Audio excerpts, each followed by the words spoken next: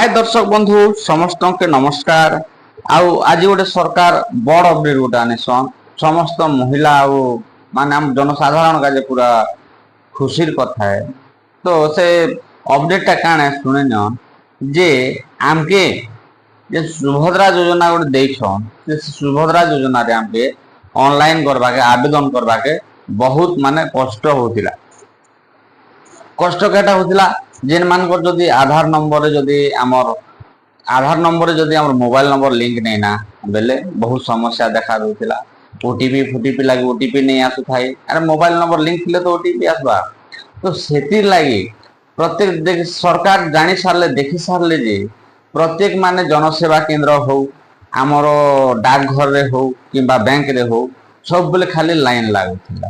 तो सेतिर लागी ई समस्या के दूर करबा लागी सरकार गोटे नुआ अपडेट करिछन जे आपण माने महिला माने माँ माने भौणी माने जदि मोबाइल नंबर आधार नंबर लिंक नहीं थिले भी ओटीपी नहीं आसले भी आपण सुभद्रा योजना टा ऑनलाइन करि पारबे।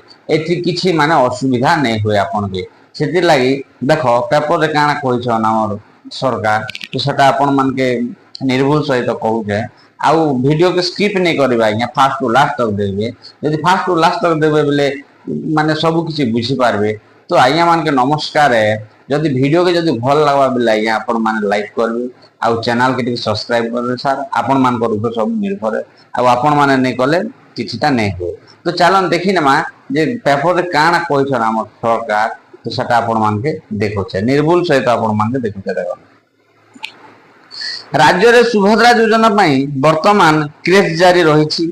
एहारी मध्य रे सुभद्रा योजना को नहीं बड़ अपडेट आसी एणिकी आउ दरकार पड़िबनी ओटीपी। देखन आउ दरकार नहीं पड़े ना ओटीपी।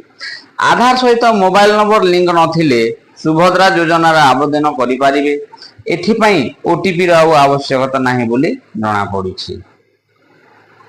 एही खबर जणा पड़िबा परे योग्य हिताधिकारी को सामान्य आश्वस्ति मिलिछि। कहिबाकू गले सुभद्रा योजना को संपूर्ण रूप से ओटीपी मुक्त करा जाइछि। सुभद्रा योजना आवेदनकारी माने मोबाइल नंबर लिंक और आधार अपडेट पाई जनसेवा केंद्र और मो सेवा केंद्र रे प्रबल गहली लगा जाउथिला।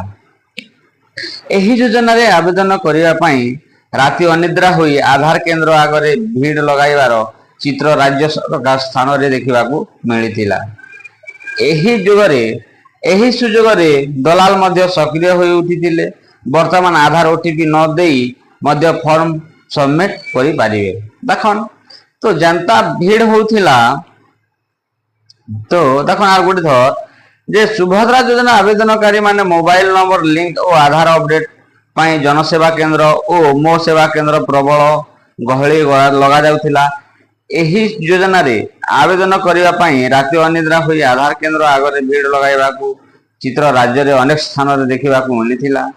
एही सुजोग नहीं दलाल माने सक्रिय होई उठिथिले। वर्तमान आधार ओटीपी न देई मध्य फॉर्म सबमिट करि पारिबे। देखो जे नामर ओटीपी नहीं आसबा जोगुन सब लोग सब महिला माने लाइन लागुथिले दिगरे सारा भी सोइथिले सेने आधार केंद्र हो कि आपनकर पोस्ट ऑफिस हो किंबा जनसेवा केंद्र रे जाई करी अनिद्रा रही करी केनता करी हमर काम हासिल हेबा बोली से माने अनिद्रा रहउथिले। तो एबे आ समस्या देखा नहीं दे आपण माने धीर स्थिर भाव में ऑनलाइन करन। सूचना अनुसार 4 सेप्टेम्बर संध्यार सुभद्रा योजना फॉर्म दाखल आरंभ होईछि। सुभद्रा योजना फॉर्म पूरण पर फॉर्म सहित आवेदनकारी को केवल आधार कार्ड रो नकल दाखल करबा को हेबो। पूर्वरु उपमुख्यमंत्री प्रभाती परिडा कहिसंती जे सुभद्रा योजना आवेदन पई कोनोसी शेष तारीख घोषणा करा जाय नाही। 16 तारीख पर मध्य आवेदन करिवे से माने मध्य सुभद्रा योजना समान अनुदान पाइबे। देखन तो आमर उपमुख्यमंत्री सुभद्रा सॉरी माने प्रभाती परिडा भी कहिछन जे आमर कालिया सॉरी माने सुभद्रा योजना लागि कोनोसी लास्ट डेट नहीं ना शेष तारीख नहीं ना। तो आपण जिते दिन पर्यंत माने हिताधिकारी माने महिला माने ऑनलाइन करूथिबे सेति दिन तक चालुथिबा आ से माने भी देबे। तो नमस्कार आज्ञा कहबा भितरे गोटे भूल भी हो तो आपण माने क्षमा करबे त्रुटि मार्जना करबे। तो वीडियो को भल लागला आज्ञा लाइक शेयर कमेंट करबे सर। तो नमस्कार आइए।